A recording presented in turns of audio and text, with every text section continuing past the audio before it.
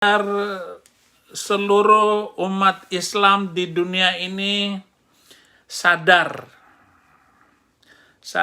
akan ajaran agama kalian yang tidak benar, ajaran agama menyembah Tuhan yang salah, ajaran di mana masa Tuhan suruh mutar-mutar batu hitam padahal haram syirik. Apa sih tujuan mutar-mutar batu hitam itu? Ibadah ritual macam apa itu? Dan siapa? Jangan lupa klik tombol subscribe dan bagikan videonya agar bila mana ada video baru akan ternotif. Satu subscriber sangat berarti. Terima kasih.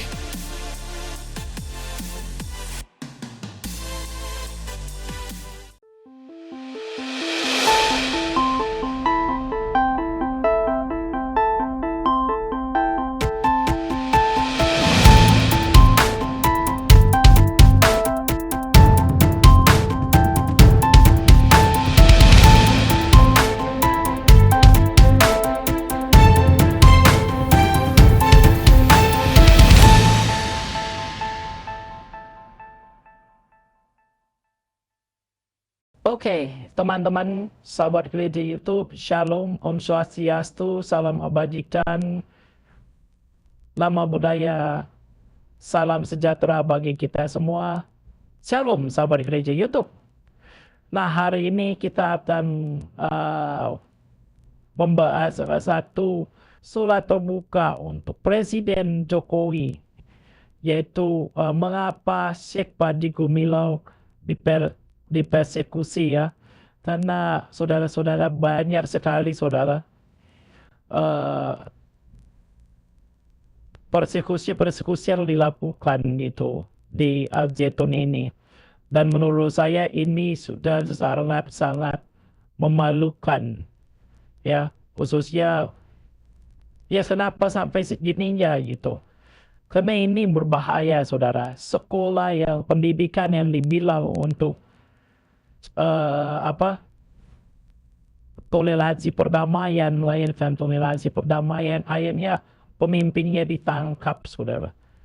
Pemimpinnya dipenjara dan menjadi tersangka gitu. Mau jadi apa Indonesia ini saudara? Kalau kita lihat di sini, dan menurut saya semakin kacau gitu ya. Apa yang telah terjadi saat ini, kondisi-kondisi saat ini genting saudara. Miris kita melihat banyak gereja yang ditutup gitu ya, banyak gereja yang disegel tahun-tahun ini, semakin banyak lagi, dan sedih saudara, intoleran merajalela di mana-mana.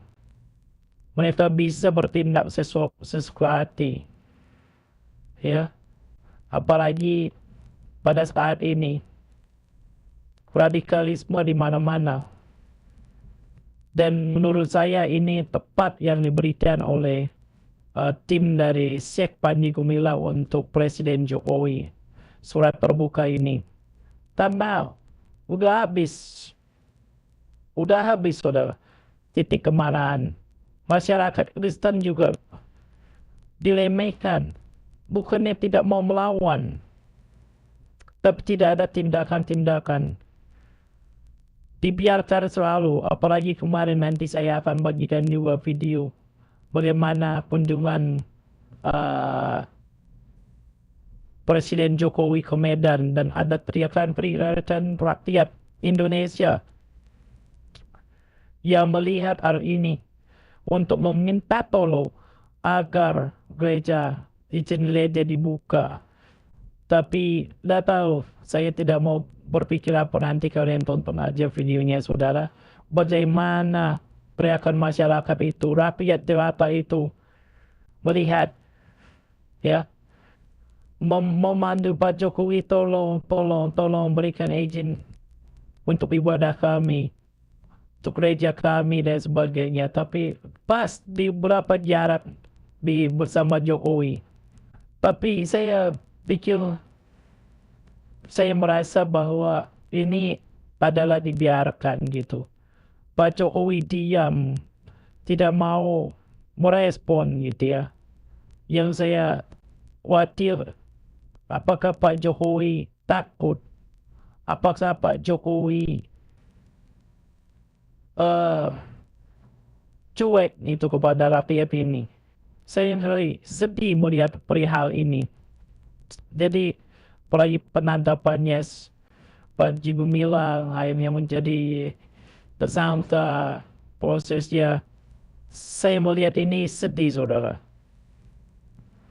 Sedih, miris sekali. Indonesia mau diapakan seperti ini. Banyak guncangan dikit-dikit tangkap, dikit-dikit ini. Padahal ibadah itu adalah hak konstitusi. Sudah ditulis, dilindungi konstitusi, tapi nyatanya tidak saudara. Maka dari itu saya mau membagikan pembacaan dari surat pembuka yang diberikan oleh pihak Al-Zaitun kepada Presiden Jokowi, dan itu ada tembusannya kepada MPR, DPR RI, dan juga pihak kepolisian. Semoga saja ini sampai, dan tolong pemerintahan bisa memberikan jawaban, bisa memberikan kesempatan untuk bisa menyuarakan ini terus gitu. Sedih saudara. Ini yang Panji Gumilang ditangkap padahal dia adalah pelopor. Ada aja dibawa kasusnya ke sini, ke sana, ke sini karena pencucian uang dan sebagainya. Ini lucu saudara. Justru kita butuh orang-orang seperti Panji Gumilang. Diperbanyak lagi seperti itu. Apa-apa semuanya kalau mulut ini melanggar dan sebagainya dianggap begitu saudara. Padahal tidak saudara.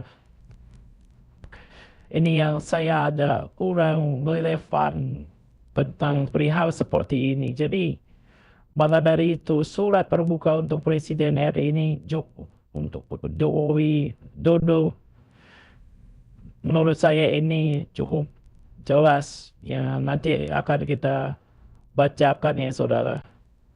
Dari sini kita harus pahami, kita harus bisa pahami saudara, gitu ya. Jangan sampai mesin ini pecah karena tidak adil gitu sesama penganut. Itu yang mau saya sampaikan juga di sini saudara. Mari kita sama-sama mendengarkan isi dari video tersebut ya. Surat yang disampaikan tim dari Al-Zaitun dan Panji Gumilang kepada Presiden Jokowi, ini surat terbukanya.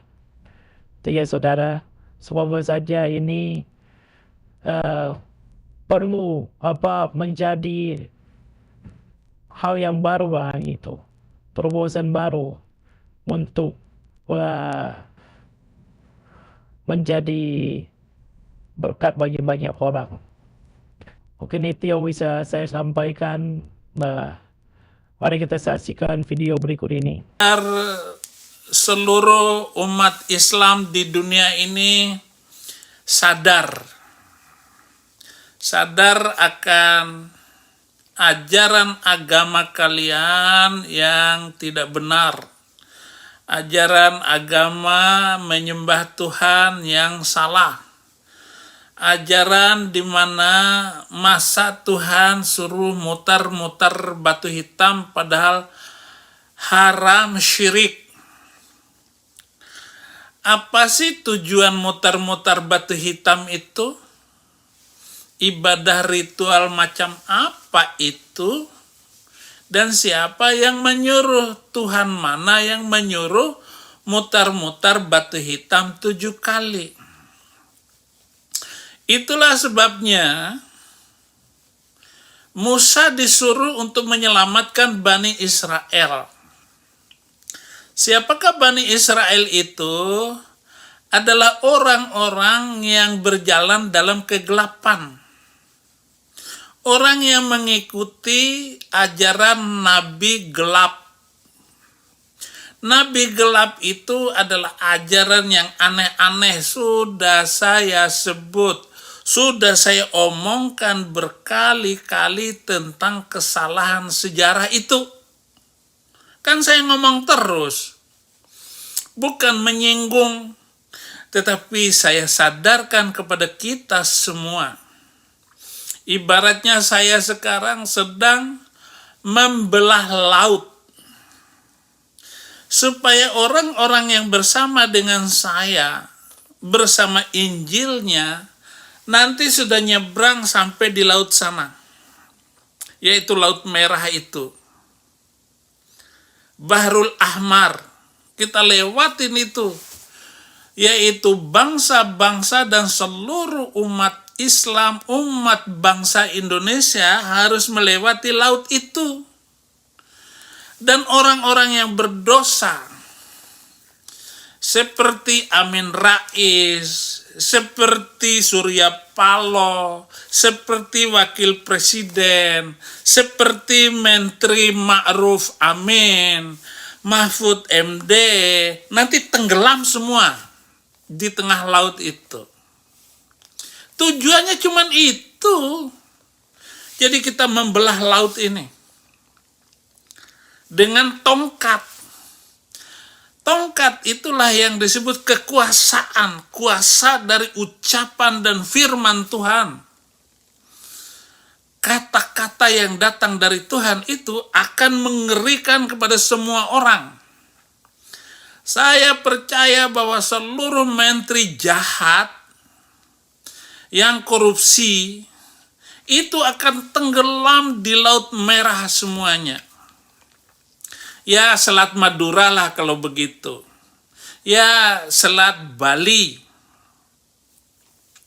Selat Sunda. Nah, banyak selat itu. Dan sekarang saya sedang menunjukkan dan memukul tongkat firman di tengah laut bangsa Indonesia supaya terbelah dua.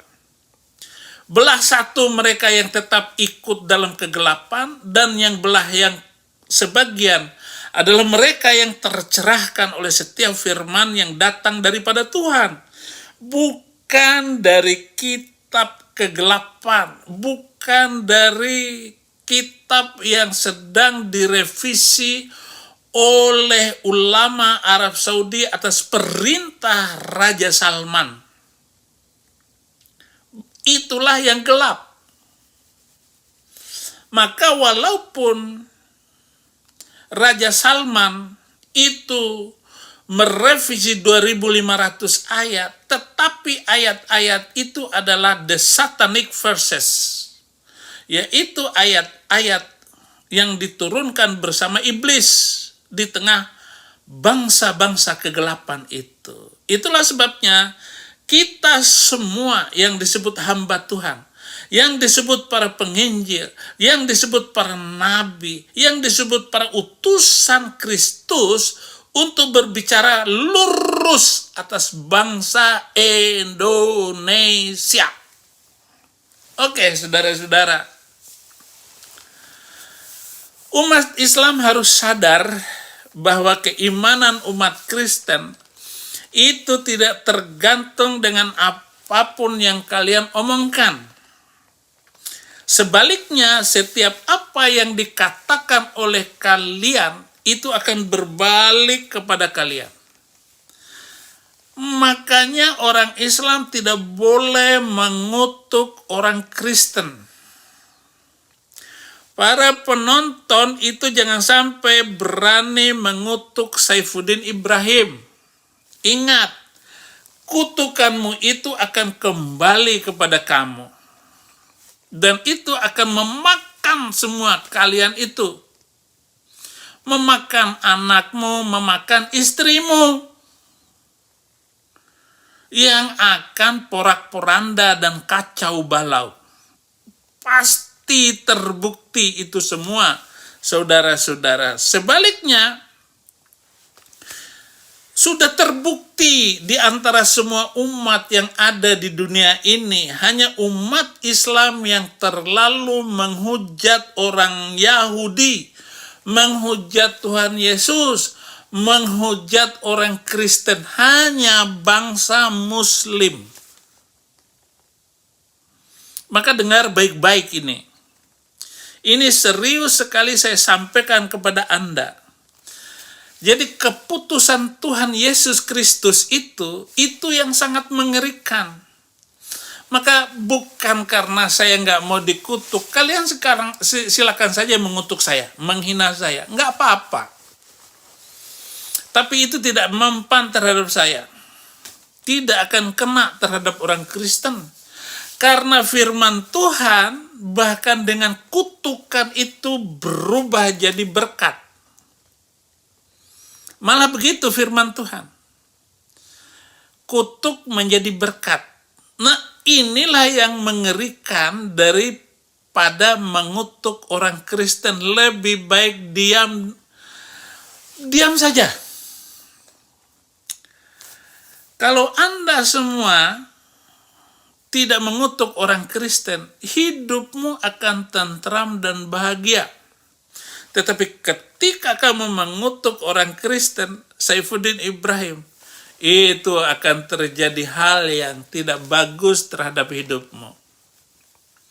Saya bisa buktikan itu semua. Dan sudah terjadi atas orang-orang yang salah mengerti tentang saya, tentang kekristenan. Mereka yang mengutuk dan menghujat Kristen telah berlalu contoh manusia seperti itu. Saya sebut, 1, Ahmad Didat. Dalam seluruh dakwah dia ke seluruh dunia, dia menulis 22 judul buku. Dan ada beberapa buku yang sangat terkenal di dalam menghina kekristenan. Dan selama karir dia, bahkan dia mendapat Faisal Award dari pemerintah Arab Saudi sebagai orang yang berhasil mempertahankan akidah Islam. Dia terkenal di mana-mana. Dan terakhir Ahmad Didat. Dia ceramah di Sydney pada hari Jumat Agung. Orang Kristen merayakan Jumat Agung, tetapi dia menggunakan hari libur di Australia dengan berceramah dan mengumpulkan kaum muslim. Setelah itu, Tuhan mengunci, dia kena stroke. Mengunci mulutnya. 9 tahun baru meninggal dunia. Otak cerdas, otak waras. Tetapi mulut tidak bisa berbicara. Karena dia menggunakan seluruh waktu bicaranya itu dengan berdebat. Dan tidak sedikit orang Kristen masuk Islam gara-gara ceramah-ceramah dia. Tetapi akibatnya sangat memalukan. Ya, dia mendapat lebih daripada 3 juta dolar. Hadiah-hadiah, bahkan dapat 1918 dia mendapat hadiah Faisal Award sebagai pahlawan mempertahankan Islam. Tetapi setelah kena sakit 9 tahun itu, seluruh harta kekayaannya habis. Bahkan dia berhutang kepada teman-temannya, saudara-saudaranya. Hadiah dari pemerintah Arab Saudi tidak ada gunanya sama sekali, bahkan meninggalkan hutang kepada anak-anaknya. Tragis sekali. Dia adalah turunan India yang tinggal di Cape Town, Afrika Selatan. Sangat dipermalukan oleh Tuhan Yesus Kristus. Terkunci. Dia menghujat penyaliban Yesus Kristus. Tetapi dia mengalami penyaliban langsung, mulut terkunci. Suaranya nggak ada untuk selama-lamanya. Lehernya kejang sehingga tidak mampu makan, minum, dan bicara. Didat hanya mampu berkomunikasi dengan kedipan mata. Dia sudah nggak bisa lagi sholat. Sudah nggak dimengerti lagi bahasa dan omongannya. Dia mengkonsumsi makanan melalui selang yang langsung dimasukkan ke dalam lambungnya, melalui sebuah lubang di perutnya. Lama sekali, saudara-saudara. Roma 12 ayat 20, aku berkata kepadamu, sesungguhnya semua dosa dan hujat anak-anak manusia akan diampuni. Ya, semua hujat yang mereka ucapkan. Tetapi seorang yang menghujat Roh Kudus, ia tidak dapat ampun selama-lamanya, melainkan bersalah karena berbuat dosa kekal.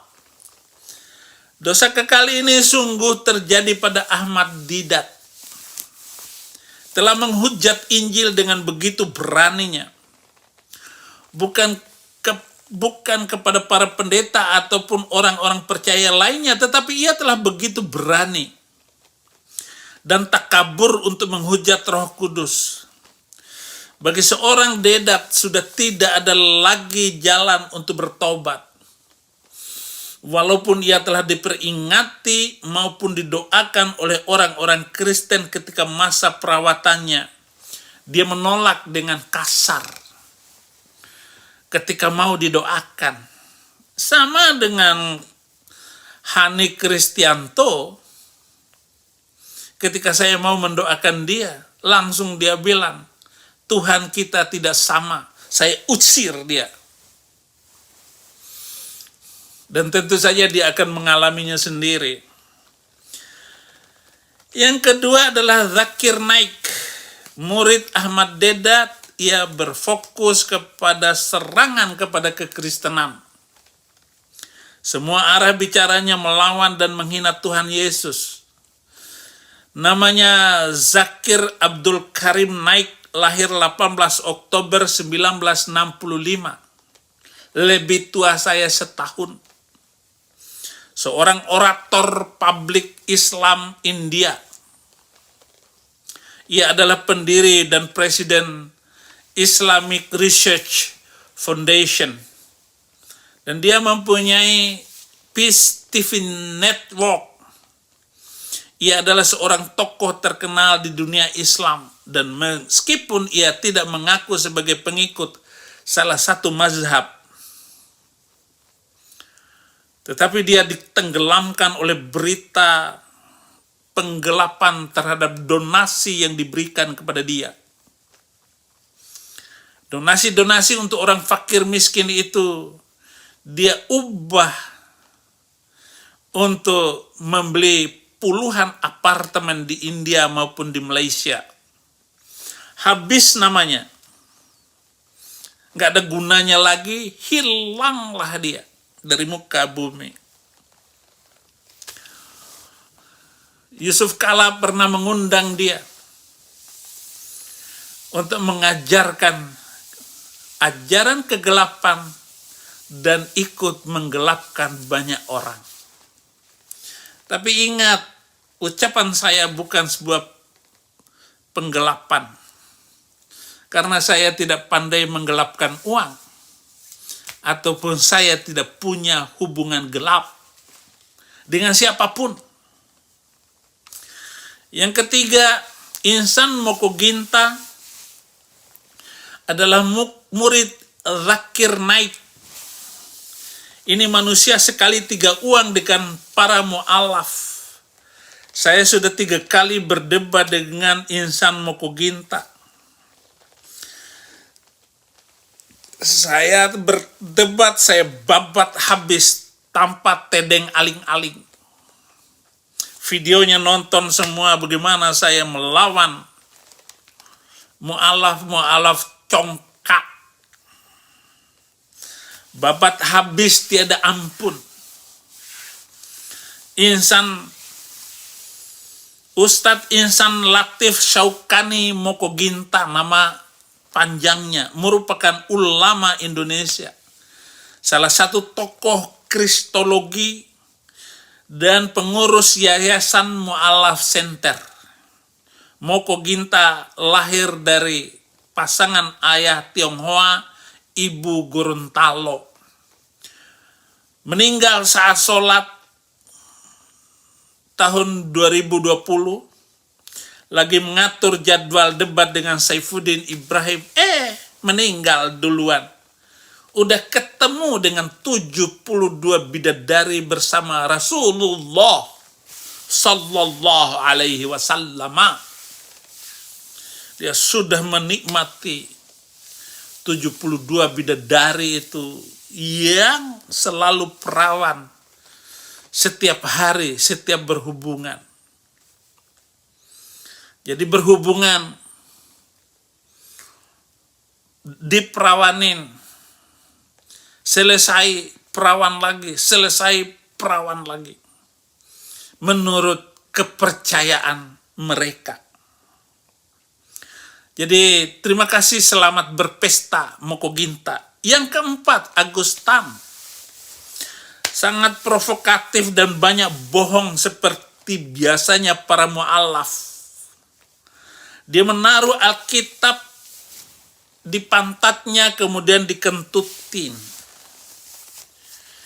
Biadab orang ini tanpa disentuh oleh hukum apapun dengan ngentutin Alkitab.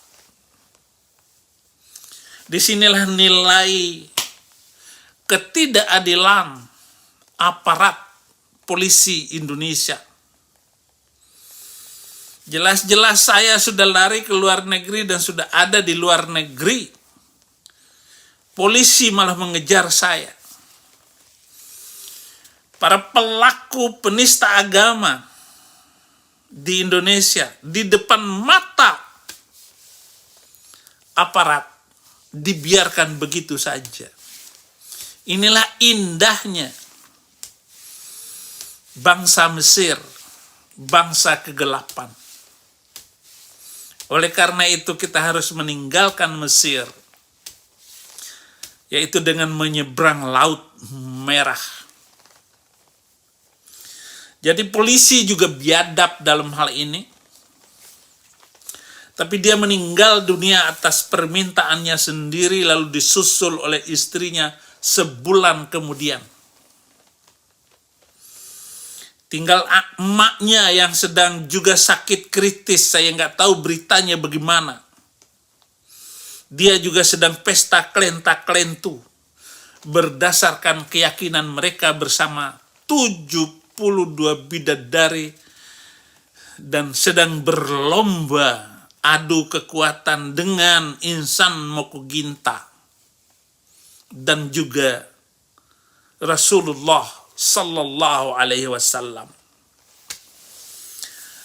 Catatan saya selanjutnya adalah Stephen Indra Wibowo adalah nama yang tidak boleh dilupakan oleh muslimin.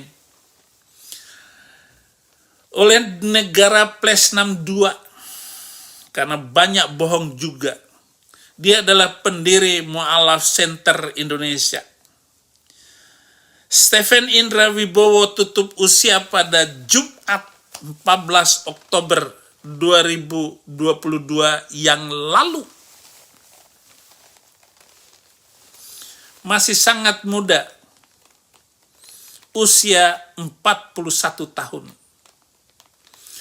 Hobinya adalah menista kekristenan. Kekristenan itu ajaran yang benar, tapi jangan coba-coba untuk dinista. berakibat terbalik kepada Anda. Saya juga hobi menista. Bukan hobi menista, saya memberikan kabar benar. Saya menyebutkan hal-hal yang benar dan saya mengungkap fakta. Fakta itu berdasarkan Quran dan juga berdasarkan sunnah Nabi yang bersumber dari kitab-kitab hadis. Enggak mungkin saya berbicara tanpa dalil. Walaupun kedengarannya memang menista. Tetapi Islam itu tidak benar karena menyembah Allah yang tidak benar, yaitu Allah Subhanahu wa Ta'ala karangan Muhammad. Saya sudah mengucapkan itu 5 tahun yang lalu sebelum saya masuk penjara. Saya menulis di Facebook saya bahwa ucapan omongan semacam itu Allah Subhanahu wa Ta'ala adalah delusi Muhammad. Mimpi-mimpi kosong Muhammad mengatakan Allah Subhanahu wa Ta'ala itu adalah Tuhan. Ya, Tuhan yang tidak benar dan tidak berkuasa. Makanya saya berani, karena saya mengungkap, membongkar, belajar kiri kanan tentang kebenaran Alkitab dan juga kebenaran apa yang diceritakan, diakui sebagai sesuatu yang benar oleh Muslim. Padahal itu tidak benar. Maka Muslim sekarang ini, minggu-minggu ini sedang ramai mengatakan bahwa saya sudah meninggal dunia. Saya tidak takut. Kutukan-kutukan mereka adalah sebuah keindahan bagi saya. Jadi saudara-saudara, saya nggak pernah takut untuk mengutuk, untuk dikutuk oleh kalian. Saya juga nggak takut, saudara-saudara. Buktinya Pak Pendeta Saifuddin Ibrahim. Ratusan muslim berdoa supaya Pak Pendeta Saifuddin Ibrahim kena azab. Tetapi belum satu pun doa mereka diijabah oleh Tuhan. Belum satu pun doa mereka didengar oleh Tuhan. Jadi Tuhan mereka tidak mendengar doa mereka, Bapak Ibu. Buktinya Pak Pendeta Saifuddin Ibrahim sampai hari ini masih segar, masih semangat dalam memberitakan Injil, masih semangat dalam membongkar apa yang selama ini disembunyikan.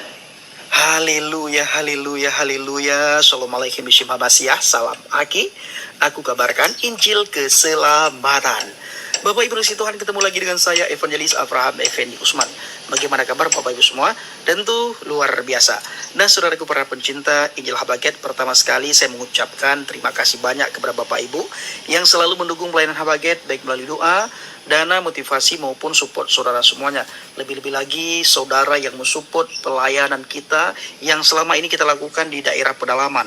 Kita hadir ke sana, memperlengkapi anak-anak Tuhan di sana, menguatkan iman percaya mereka di sana dan mengajarkan Islamologi yang paling sederhana, sehingga ketika hadir guru palsu, hadir nabi palsu ke tengah-tengah mereka, ke tengah-tengah umat Tuhan, anak-anak Tuhan di sana di pedalaman, mereka mampu mempertanggungjawabkan imannya kepada mereka yang meminta pertanggungjawaban. Bahkan mereka mulai bisa bertanya jawab dengan guru palsu dan nabi palsu yang selalu hadir mengajak anak-anak kita di pedalaman, khususnya pemuda-pemudi, untuk masuk ke agama mereka yang dinamakan dengan Islamisasi. Tetapi Bapak Ibu, hal yang kita dengar selama ini di lapangan adalah kita yang sering melakukan Kristenisasi. Padahal mereka itu juga sangat sering melakukan Islamisasi door to door. Bahkan tidak segan-segan mereka membawa sembako. Bahkan ada yang menawarkan pekerjaan. Bahkan ada yang menawarkan pendidikan Bapak Ibu. Dan ini terjadi di daerah pedalaman Kepulauan Mentawai di daerah Sumatera Barat. Nah, saudaraku yang kasih Tuhan, para pencinta Yelha Bagian, saya ingin mengajak Bapak Ibu semuanya untuk merenungkan, untuk melihat dan memperhatikan bagaimana saudara-saudara kita dari seberang akhir-akhir ini sangat gencar mereka memberitakan kabar hoak, kabar yang tidak benar, alias kabar bohong, khususnya Dodi Sofriadi. Kalau saya katakan dia ini adalah seorang ustadz muda. Dia sangat benci sekali dengan Pak Saifuddin Ibrahim dan Ibu Dewi Bulan dan channel yang lain, saudaraku. Sangat benci. Bahkan ustadz muda ini dia bikin video berseri Bapak Ibu untuk menjatuhkan Bapak Pendeta Saifuddin Ibrahim. Fitnahannya itu sangat murahan sekali. Dia sampai buat video berseri. Dia katakan Pak Saifuddin Ibrahim sudah kena azab. Mulut Pak Saifuddin Ibrahim dia edit sedemikian rupa sehingga ketika kita melihat benarlah, jelaslah Pak Saifuddin kena azab. Padahal itu adalah editan hoak yang disampaikan oleh ustadz muda ini. Awalnya Bapak Ibu, ustadz muda ini hanya menyanggah teman-temannya yang tidak benar. Dia luruskan ustadz-ustadz atau orang-orang Islam yang berdakwah secara tidak benar. Dia luruskan, dia benarkan. Tetapi dikarenakan penontonnya sepi, channelnya mulai sepi, lalu dia mulai menyebarkan fitnah. Dalam hal ini, dia mulai memfitnah Bapak Pendeta Saifuddin Ibrahim. Dia katakan Pak Pendeta Saifuddin Ibrahim sudah kena azab. Nah, saya katakan azab mereka itu dipatahkan dalam nama Yesus. Ya, maka tidak akan kena azab Pak Pendeta Saifuddin Ibrahim. Sampai hari ini beliau masih sehat walafiat di Amerika. Tidak kena azab, tersentuh azab pun tidak Bapak Ibu. Malah salah-salah azab yang diminta sama Tuhannya supaya Pak Pendeta Saifuddin Ibrahim kena azab itu salah-salah nanti akan kembali kepada dia. Ketika dia meminta supaya Pak Saifuddin Ibrahim kena azab, diazab salah-salah, jangan-jangan azab itu akan kembali kepada dia. Dia nanti yang kena azab. Nah, kalau dia kena azab kan repot nantinya. Siapa yang berdoa? Siapa yang mendoakan dia?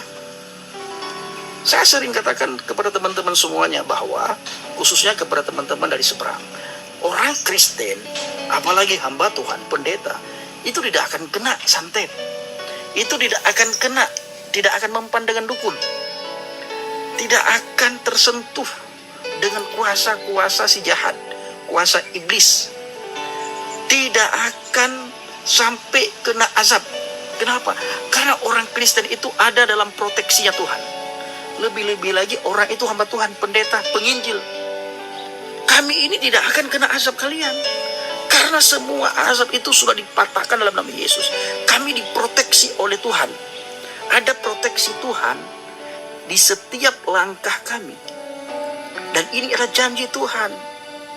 Kami selamat. Ketika kami berada dalam firman Tuhan, kami bukan saja selamat di akhirat nanti, tetapi masa di dunia ini kami selamat. Nah, buktinya Pak Pendeta Saifuddin Ibrahim.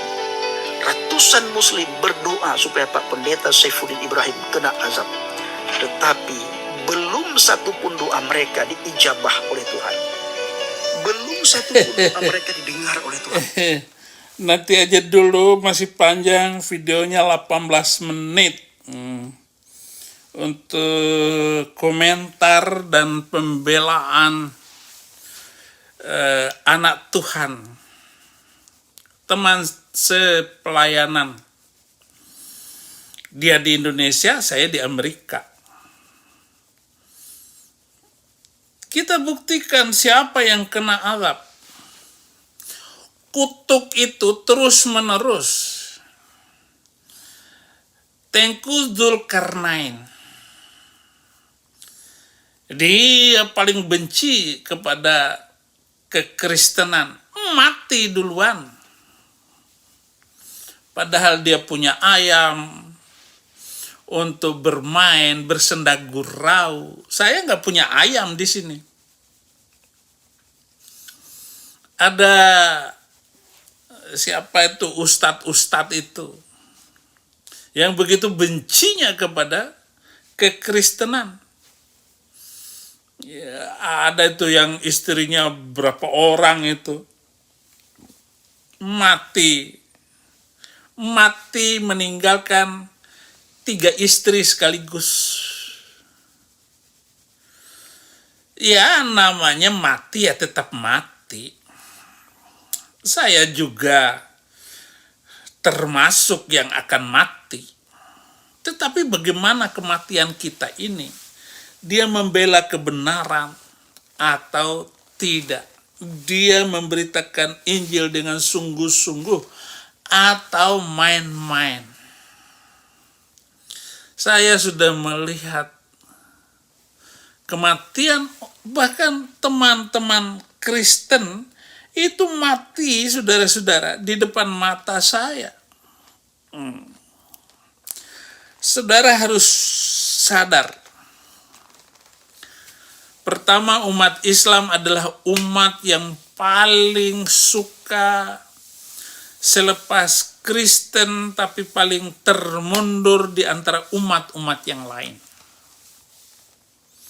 Jadi bangsa-bangsa Muslim ini adalah bangsa yang ada di belakang, bangsa rendahan, bangsa mundur, bangsa terbelakang.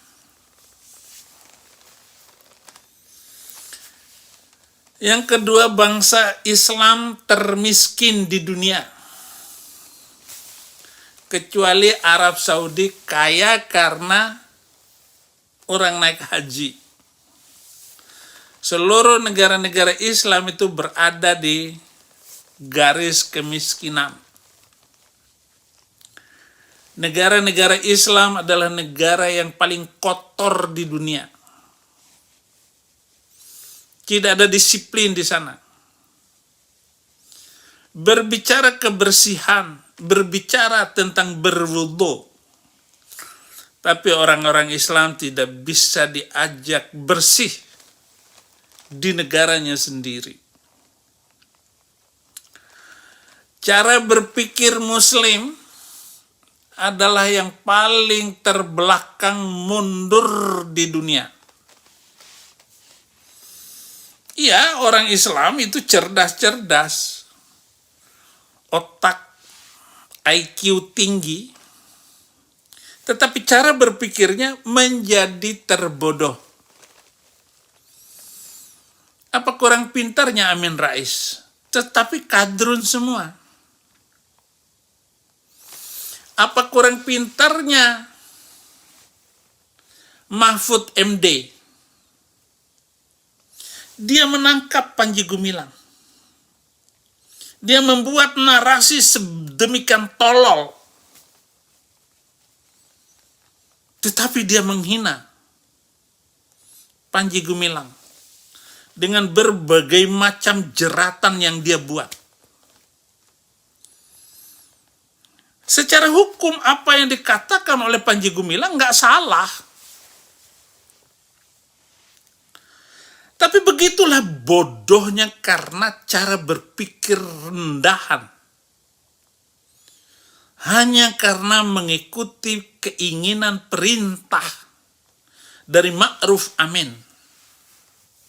Maka Panji Gumilang yang memang dari dulu membenci MUI, Majelis Ulama Indonesia, itu mestinya harus dibubarkan. Karena itu makan uang negara. Sebuah majelis yang tidak ada gunanya sama sekali, yang dipakai oleh kadrun untuk alat politik mereka. Itu majelis nggak ada gunanya sama sekali. Dianggap memandaikan nggak bisa. Disuruh untuk mencatat ustadz-ustadz radikal.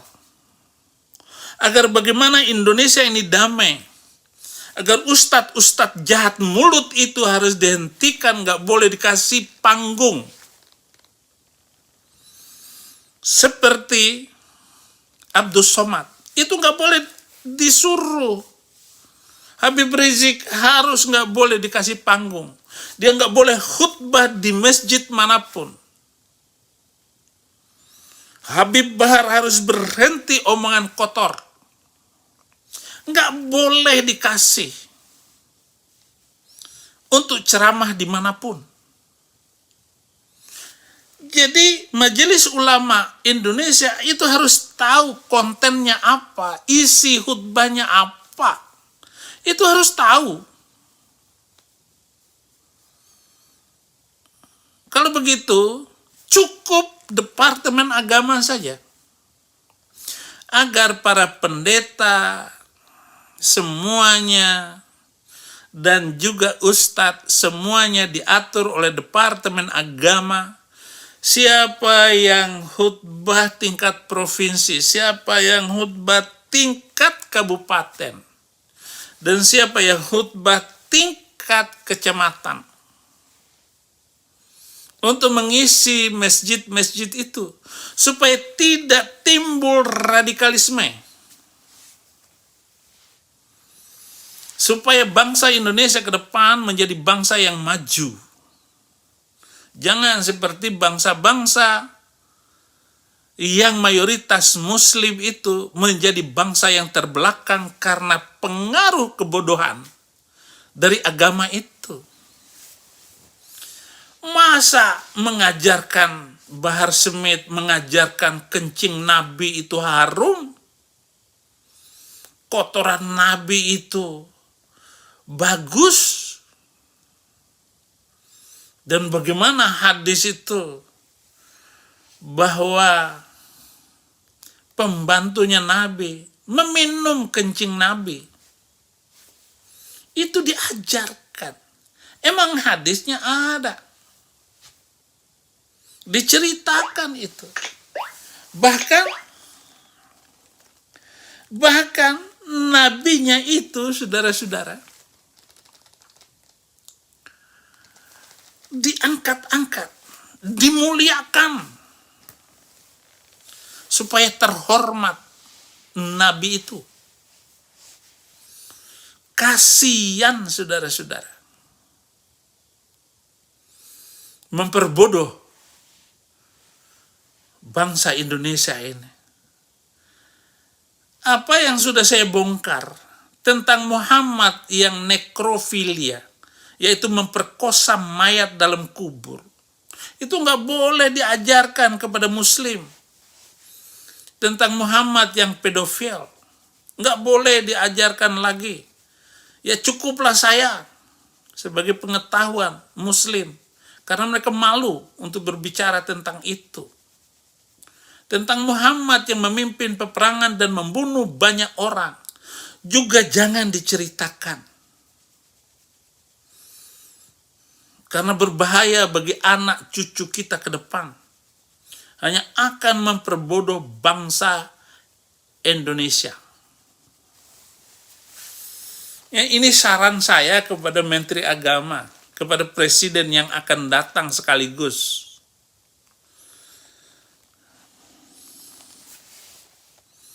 Saudara-saudara, umat Islam tidak pernah memberikan kesenangan, ketenangan, dan kesempurnaan hidup terhadap orang lain. Contohnya seperti peralatan canggih dan bermacam-macam keperluan manusia. Sebaliknya, hanya banyak menyusahkan orang lain. Maksud saya, apa sumbangan umat Islam terhadap kemajuan teknologi ini? Enggak ada, nol.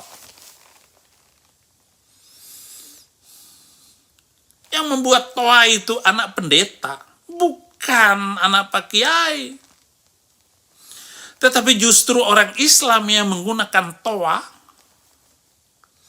untuk mengganggu polusi udara, polusi suara di seluruh negara Islam.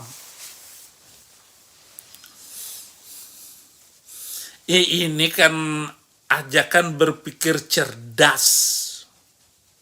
Nggak ada kaitannya dengan hina-menghina. Bagaimana saya mengajak saudara-saudara untuk berpikir cerdas. Bagaimana untuk membangun Indonesia ke depan adalah Indonesia yang canggih.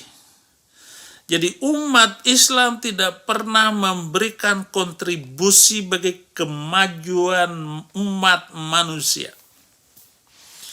Malah hanya mengajak mundur ke belakang. 3 langkah ke belakang, gerak, prak, prak, prak.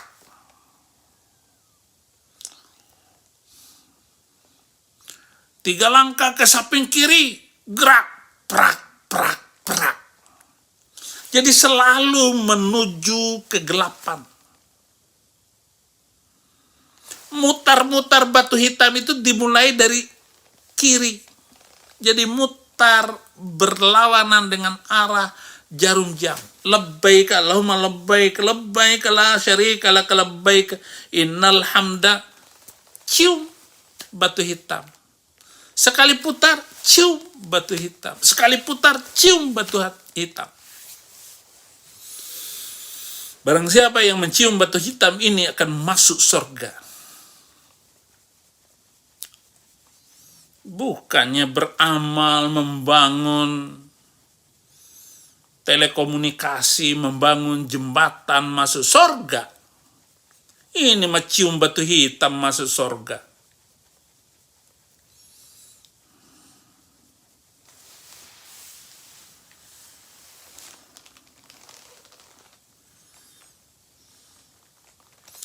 Jadi mereka lebih banyak menyusahkan orang lain. Yang keenam, negara-negara Islam adalah negara yang tertinggi korupsi di dunia. Itu Muslim semua. Terutama Indonesia. Terutama Departemen Agama Indonesia. Itu paling besar, itu tipu-tipunya. Departemen Agama itu sudah mengumpulkan uang haji yang disebut dalam dana abadi umat. Saya tidak tahu uang itu sekarang siapa yang megang dan kemana uang itu pergi. Nggak ada yang tahu. Karena semuanya itu tipu-tipu Departemen Agama. Dan sudah beberapa menteri agama masuk penjara. Masuk penjara menteri agamanya.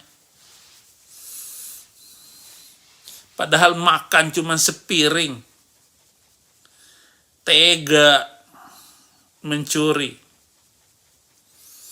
Institusi paling korup adalah kepolisian. Maka tentara dengan polisi itu bermusuhan. Karena saling rebut lahan. Lahan premanisasi, lahan premanisme, lalu diikuti oleh semacam organisasi FPI. Jahat, agama itu jahat. Halo FPI, Habib Rizik. Negara-negara Islam juga adalah yang tertinggi pembunuhan berdasarkan ajaran-ajaran agama. Enggak terhitung lagi saudara-saudara. Tadi Khalid Basalamah mengatakan bahwa orang Palestina itu yang mati terbunuh 223.000 orang mati sepanjang beberapa tahun ini. Jadi hampir tiap hari orang Palestina itu mati. Khalid Basalamah itu selalu mendengungkan penderitaan bangsa Palestina supaya umat Islam mengeluarkan donasi. Nanti para ustadz mengumpulkan donasi itu, dan donasi itu tidak dikirimkan ke Palestina tetapi dibagi-bagi antar para ustadz. Maka ustadz-ustadz itu banyak yang meninggal gara-gara makan uang haram. Sekarang saya tanya kepada pemerintah Indonesia, apa yang terjadi terhadap orang Papua? Dan penghinaan-penghinaan yang dilakukan oleh TNI Polri terhadap orang Papua. Hampir tiap hari itu dibunuh dengan keji oleh TNI dan Polri di Papua. Pak Jokowi harus masuk dong. Lihat di sana Pak Jokowi. Sebelum Bapak berakhir masa jabatan, saya minta untuk menolong SOS kepada orang Papua yang dirusak oleh TNI Polri. Mereka mempermainkan proposal kepada bupati-bupati dan gubernur Papua untuk meminta dana. Ini adalah bentuk kejahatan. TNI bikin proposal, ada proyek, membangun apa? Padahal bohong semuanya.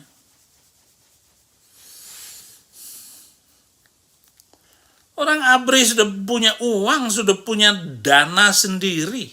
Kenapa harus minta proposal kepada bupati dan gubernur? Kan lucu, saudara-saudara. Pemerintah Indonesia ini tidak punya otak. Dan bupati tidak bisa menolak, gubernur nggak bisa menolak. Sehingga uang dana otsus untuk Papua tidak bisa dipertanggungjawabkan dengan baik.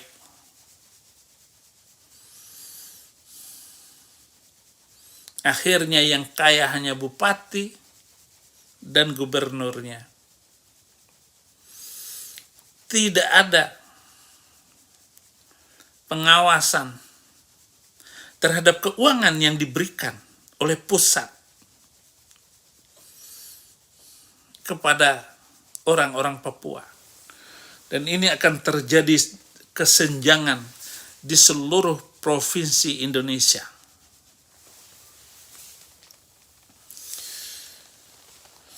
Jadi negara-negara Islam ini adalah negara jahat yang melakukan pembunuhan-pembunuhan atas nama agama.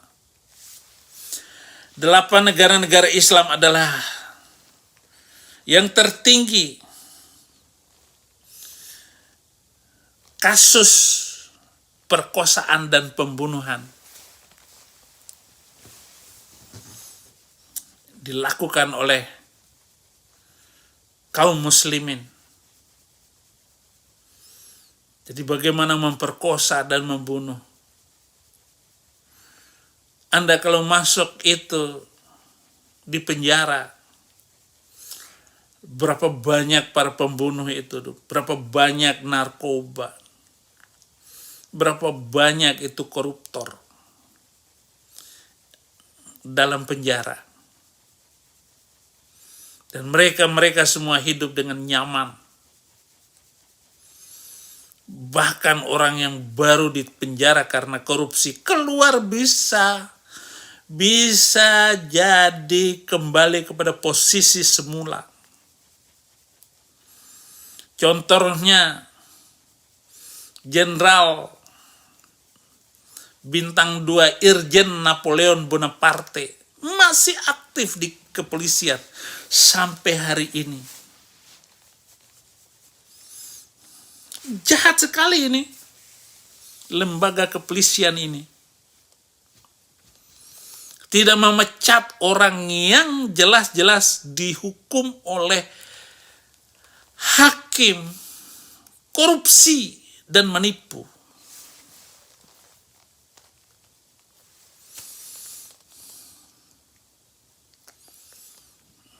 Semuanya orang-orang yang kena tipikor. Dia kembali lagi bisa mencalonkan diri sebagai DPR. Bahkan ada yang mencalonkan diri jadi bupati. Betapa ngilu mendengar amburadulnya hukum Indonesia.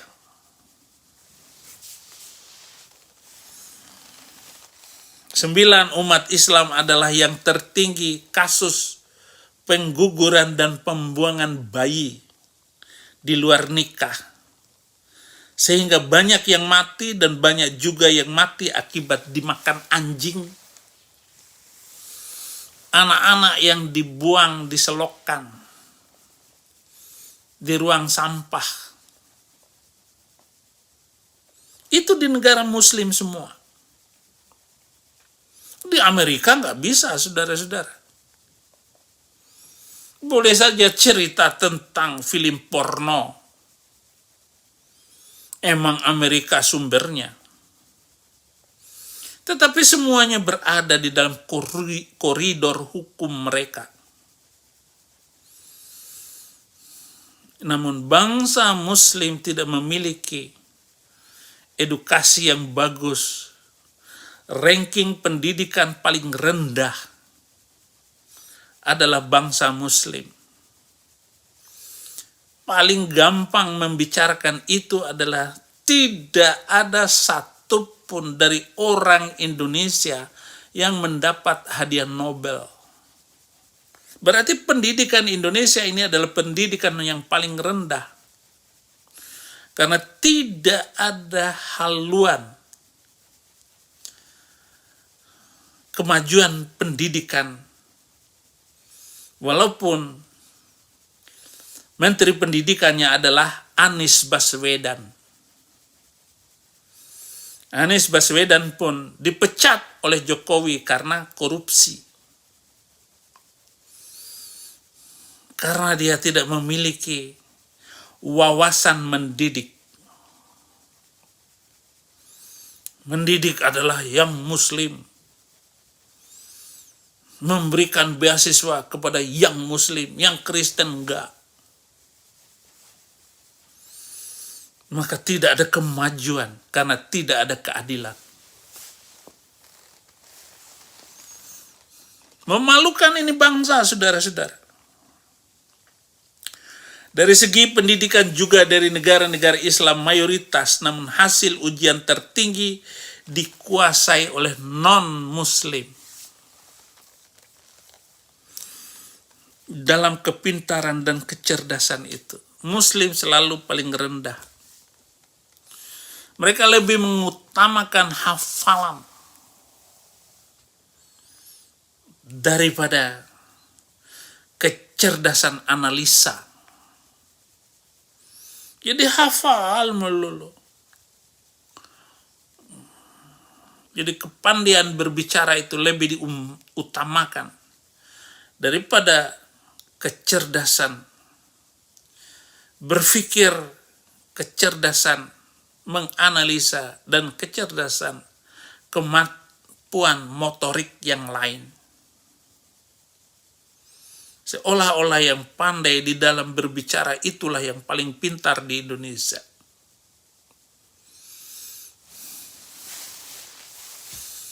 Nggak bisa dibuktikan Indonesia menjadi bagus.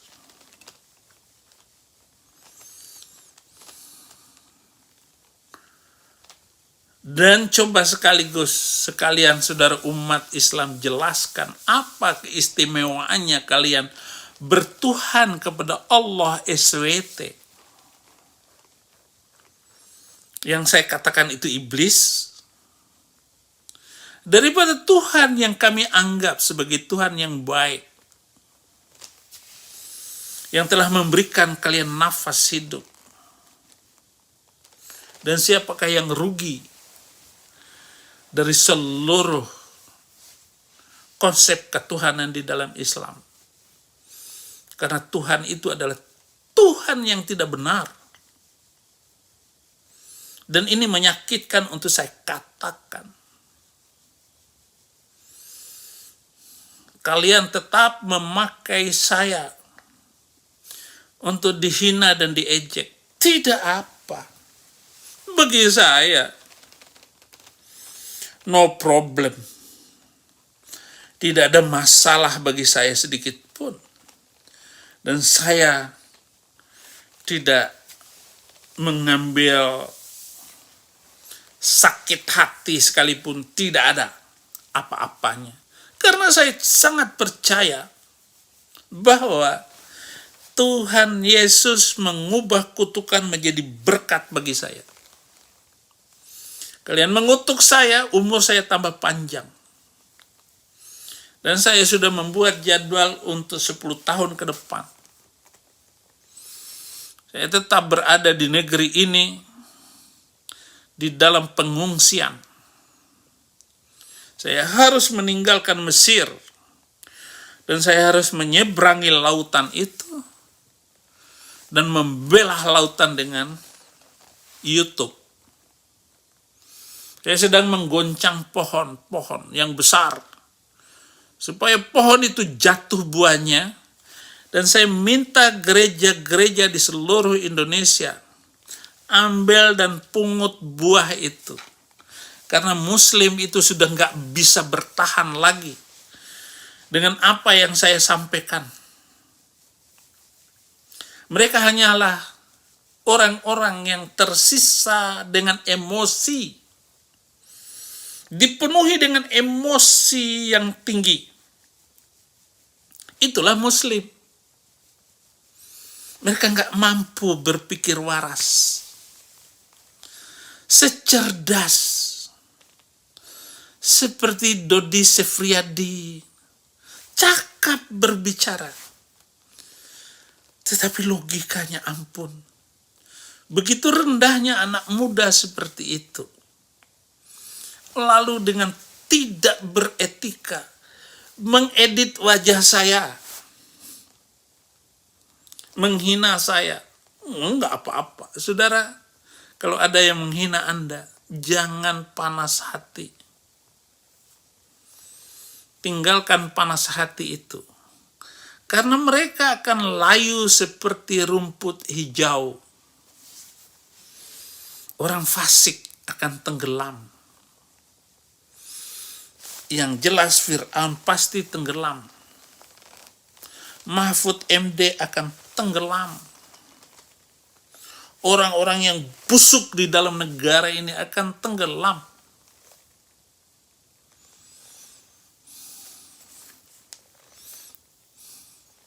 Kalian boleh berlari.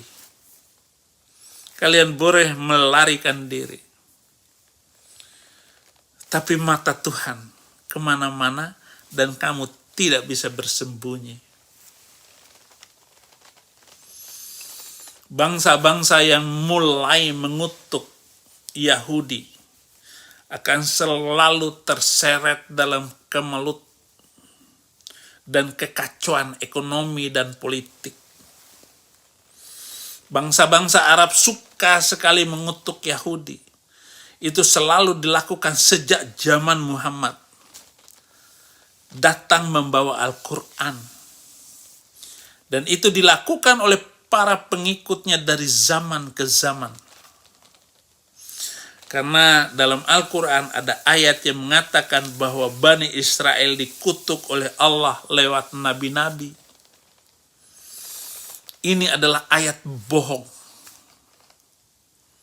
Dalam Alkitab tidak ada kutukan kepada Bani Israel.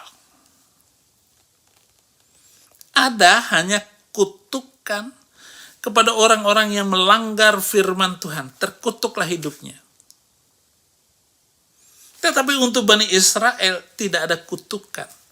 Inilah salah pengertian Al-Quran di dalam mengajar. Lu'inal ladzina kafaru min bani Israila ala lisani Dawud wa Isa bin Maryam. Dzalika bima asaw wa kanu ya'tadun. Al-Maidah ayat 78, orang-orang kafir dari Bani Israel telah dilaknat melalui lisan Daud dan Isa putra Maryam. Yang demikian itu karena mereka durhaka dan selalu melampaui batas. Ayat ini adalah ayat bohong. Gak mungkin pencipta langit dan bumi itu mengutuk orang Yahudi. Gak mungkin. Cari di Alkitab. Gak pernah ada.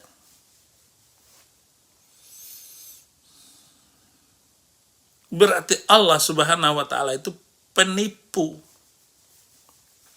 Karena membuat ayat berbeda dengan Alkitab sebelumnya. Ngaco. Dan gak bisa dipercaya itu semua, saudara-saudara.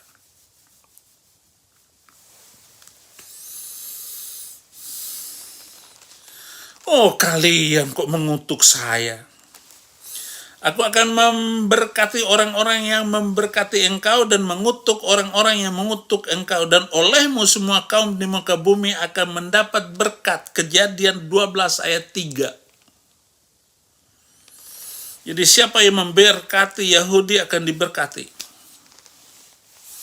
Tetapi barang siapa yang mengutuk Israel, terkutuk. Maka terjadi banyak bencana di Indonesia. Dan itu memakan banyak korban.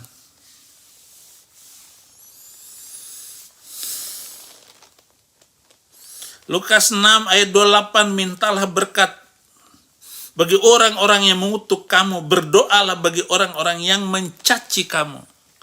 Saya mendoakan Dodi Sefriadi, saya mendoakan Heri Pras, saya mendoakan orang-orang yang mengutuk Saifuddin Ibrahim akan diberkati hidupnya. Silakan saudara-saudara. Nah, inilah hebatnya Alkitab itu. Mazmur 109 ayat 28, biar mereka mengutuk, engkau akan memberkati. Biarlah lawan-lawanku mendapat malu, tetapi hambamu ini kiranya bersuka cita.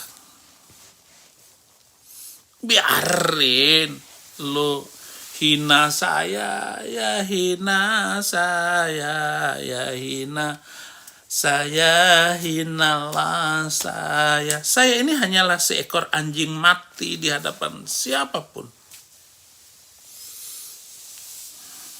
Terbuka senantiasa untuk mengutuk Saifuddin Ibrahim. Ngata-ngatain Saifuddin Ibrahim. Inilah hasil pewahyuan dari Nabi YouTube Saifuddin Ibrahim. Lalu berfirman Allah kepada Balaam, janganlah engkau pergi bersama-sama dengan mereka, janganlah engkau mengutuk bangsa itu, sebab mereka telah diberkati. Orang kafir saja ngomong seperti itu terhadap nabi-nabi Bani Israel. Mestinya saya ini jangan pergi dari Indonesia, supaya Indonesia tidak ditimpakan malapetaka itu. Tetapi saya sudah berada di negeri ini, dan negara ini akan diberkati karena saya numpang di negeri ini sebagai orang yang percaya kepada Yesus Kristus. Terima kasih saudara-saudara, hampir 1 jam saya memberitakan Injil ini kepada kita semua. Tuhan Yesus memberkati.